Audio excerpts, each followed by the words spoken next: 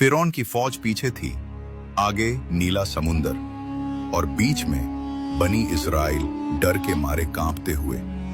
उन्होंने चीख कर कहा, ऐ मूसा, हम तो खत्म हो गए, आगे मौत है, पीछे फिरौन। हजरत मूसा खामोश खड़े रहे, न घबराए न पीछे मुड़े। उन्होंने नजरें ऊपर उठाईं और अल्लाह को पुकारा। अल्लाह ने हुक्म दिया, ऐ मूसा, अपनी लाठी समुंदर पर मारो। मूसा ने फौरन लाठी मारी और एक पल में पानी दो हिस्सों में बट गया। दोनों तरफ ऊंची पानी की दीवारें, बीच में सूखी जमीन का रास्ता। अल्लाह का मोजिजा। जमीन ने चीख नहीं मारी, पानी ने शोर नहीं किया, बस रास्ता बन गया।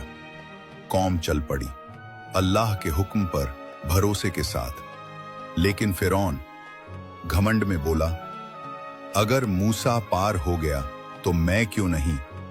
वो भी घुस गया पूरी फौज के साथ। और जैसे ही मूसा का आखिरी आदमी पार हुआ, अल्लाह का दूसरा हुक्म आया। पानी लौटा, गरजता हुआ तेज आवाज में। फिरौन और उसकी पूरी फौज एक ही पल में डूब गई और जमीन फिर से खामोश हो गई। जिन्होंने अल्लाह पर भरोसा किया, उनके लिए समुंदर भी रास्ता बन जाता है।